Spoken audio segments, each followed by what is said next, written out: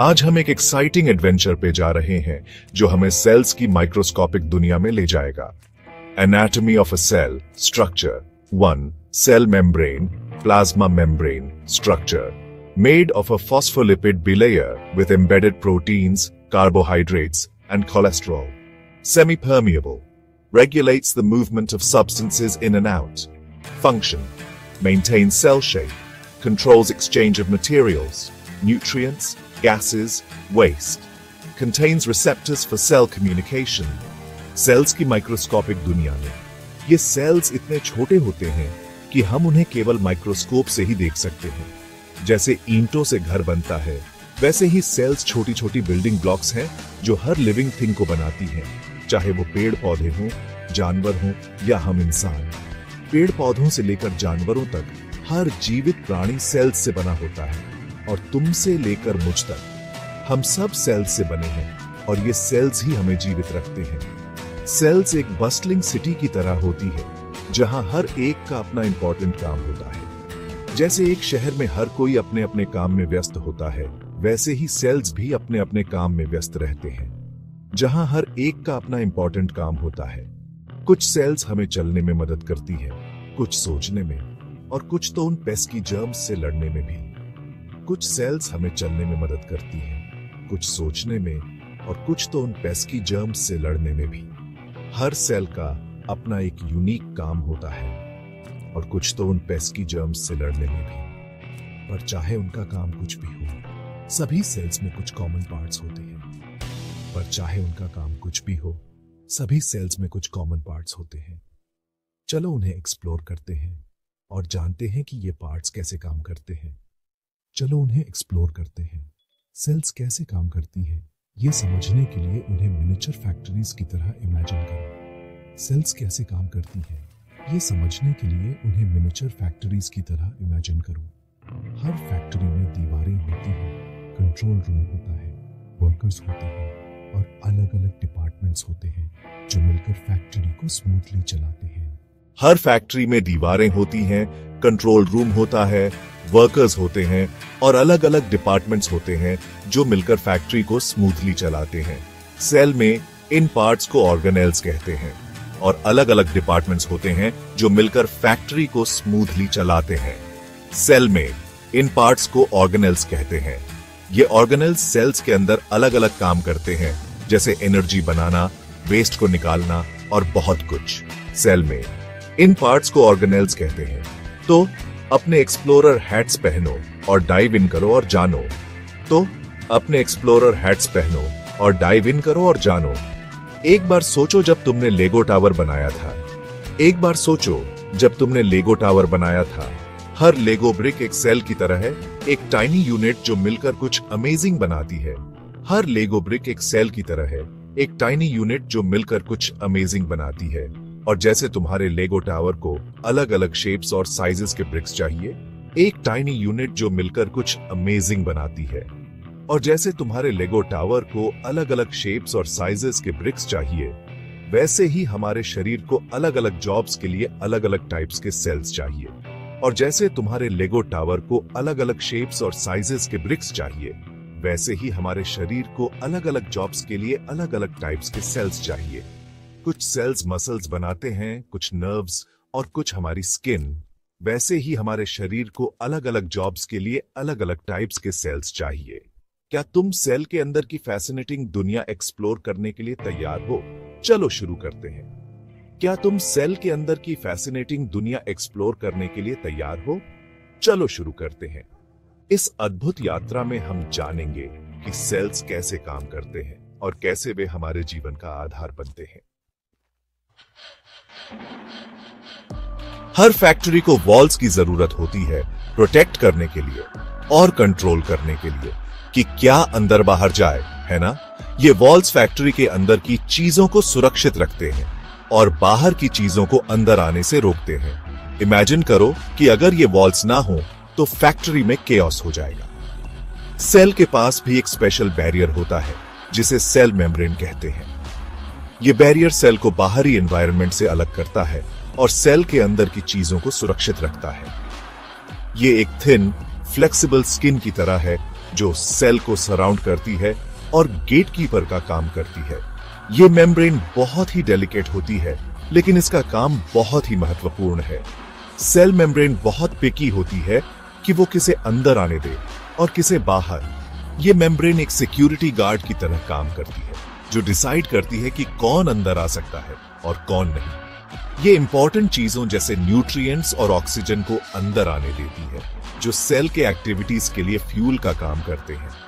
Nutrients और oxygen cell के लिए बहुत जरूरी होते हैं, क्योंकि ये सेल को एनर्जी देते हैं और उसे जीवित रखते हैं। साथ ही ये वेस्ट प्रोडक्ट्स को बाहर निकालती है, जैसे छोटे गार्बेज ट्रक्स कचरा बाहर ले जाते हैं।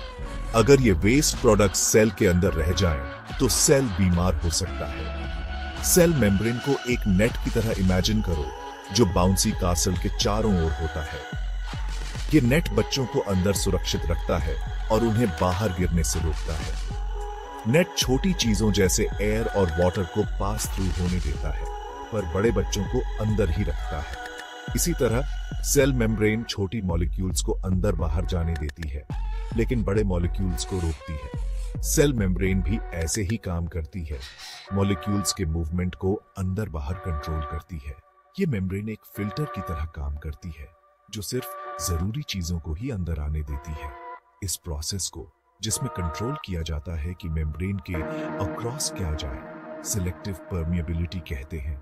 एक बड़ा सा वर्ड जिसका सिंपल मतलब है कि सेल मेम्ब्रेन चूज करती है कि किसे पास होने देना है। सिलेक्टिव परमिएबिलिटी सेल के लिए बहुत इंपॉर्टेंट है, क्योंकि ये सेल को सही चीजें चुनने में मदद करता है। ये केयरफुल सिलेक्शन सेल के लिए स्टेबल और हेल्थी एनवायरनमेंट मेंटेन करने के लिए बहुत इंपॉर्टेंट है। फिटिंग है ना? सेल मेम्ब्रेन की ये एबिलिटी सेल को स्वस्थ और सुरक्षित रखती है। अब चलो अंदर चलते हैं और एक्सप्लोर करते हैं। सेल मेम्ब्रेन के बारे में और जानने के लिए तैयार हो जाओ, क्योंकि ये एक फैसिनेटिंग दुनिया है। हमारे सेल्यूलर फैक्ट्री के बीचों बीच होता है कंट्रोल सेंटर, न्यूक्लियस। यह सेल का सबसे महत्वपूर्ण हिस्सा है, जो सेल के सभी कार्यों को नियंत्रित करता है। न्यूक्लियस सेल का ब्रेन होता है, जो बाकी सभी पार्ट्स को बताता है कि क्या करना है और कैसे करना है। यह सेल के सभी एक्टिविटीज को कोऑर्डिनेट करता है, जिससे सेल एफिशिएंटली काम कर सके। यह सेल के प्रीशियस ब्लूप्रिंट्स, डीएनए को स्टोर करता है, जिसमें सेल को बिल्ड और रन करने के सारे इंस्ट्रक्शंस होते हैं। डीएनए में जेनेटिक इंफॉर्मेशन होती है, जो सेल की आइडेंटिटी और फंक्शन को निर्धारित करती है। डीएनए को एक जायंट लाइब्रेरी की तरह इमेजिन करो, जिसमें कुकबुक्स भरे हों। हर कुकबुक में स्पेसिफिक इंस्ट्रक्शंस होती है, जो सेल के अलग अलग पार्ट्स को गाइड करती है। इन कुकबुक्स में सेल की हर जरूरत की चीज बनाने की रेसिपीज होती है, जैसे प्रोटीन्स, जो सेल के वर्कर्स होते हैं। प्रोटीन सेल के स्ट्रक्चर और फंक्शन को मेंटेन करने में मदद करते हैं। न्यूक्लियस इन रेसिपीज को पढ़ता है और सेल के दूसरे पार्ट्स को इंस्ट्रक्शंस भेजता है, बताता है कि कौन से प्रोटीन्स बनाने हैं और कब। ये एक वेल कोऑर्डिनेटेड सिस्टम है, जो सेल को सही तरीके से फंक्शन करने में मदद करता है। न्यूक्लियस के अंदर एक स्पेशल एरिया होता है, जिसे न्यूक्लियोलस कहते हैं, जो फैक्ट्री के अंदर एक छोटी फैक्ट्री की तरह है। न्यूक्लियोलस सेल के लिए रिबोसोम्स बनाता है, जो प्रोटीन सिंथेसिस के लिए एसेंशियल है। यहीं पे सेल राइबोसोम्स बनाता है, जो टाइनी प्रोटीन मेकिंग मशीन्स हैं, जिनके बारे में हम बाद में बात करेंगे। रिबोसोम्स सेल के लिए प्रोटीन्स बनाते हैं, जो सेल के ग्रोथ और रिपेयर के लिए जरूरी होते हैं। न्यूक्लियोलस को कंट्रोल सेंटर के अंदर एक डेडिकेटेड वर्कशॉप की तरह इमेजिन करो, जो सेल के लिए एसेंशियल टूल्स बनाता रहता है। यह सेल के स्मूथ फंक्शनिंग के लिए बहुत महत्वपूर्ण है। न्यूक्लियस सेल के सर्वाइवल और फंक्शन के लिए बहुत जरूरी है।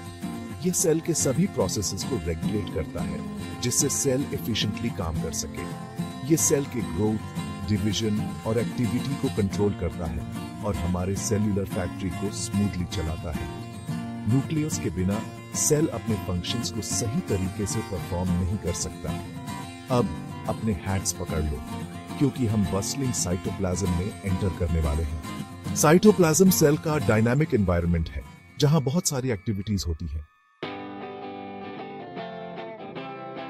न्यूक्लियस से बाहर निकलते ही हम बस्टलिंग साइटोप्लाज्म में आ जाते हैं, जो जेली लाइक सब्सटेंस है जो सेल को फिल करता है। साइटोप्लाज्म को बिजी सिटी स्ट्रीट्स की तरह इमेजिन करो, जहां सारा एक्शन होता है। ये अलग अलग ऑर्गेनेल्स से भरा होता है, जिनका अपना यूनिक रोल होता है। फैक्ट्री के अलग अलग डिपार्टमेंट्स की तरह ऑर्गेनेल्स साइटोप्लाज्म में मिलकर एसेंशियल फंक्शंस कैरी आउट करते हैं। वो मूव अराउंड करते हैं, इंटरैक्ट करते हैं और कम्युनिकेट करते हैं, बिल्कुल बिजी सिटी के लोगों की तरह। साइटोप्लाज्म इस एक्टिविटी के लिए स्टेज प्रोवाइड करता है। मॉलिक्यूल्स के ट्रांसपोर्ट और अलग अलग ऑर्गेनेल्स के बीच कम्युनिकेशन को फैसिलिटेट करता है। साइटोप्लाज्म को एक बस्टलिंग मार्केट प्लेस की तरह इमेजिन करो, जहां वेंडर्स अलग अलग गुड्स बेच रहे हैं, मैसेंजर्स मैसेजेस डिलीवर कर रहे हैं और वर्कर्स अपने टास्क्स कैरी आउट कर रहे हैं। ये एक डायनामिक और क्राउडेड एनवायरनमेंट है जो एनर्जी और कांस्टेंट एक्टिविटी से भरा है। साइटोप्लाज्म सेल का शेप और स्ट्रक्चर मेंटेन करने के लिए बहुत इंपॉर्टेंट है। ये सेल के अंदर मटेरियल्स ट्रांसपोर्ट करने के लिए मीडियम का भी काम करता है।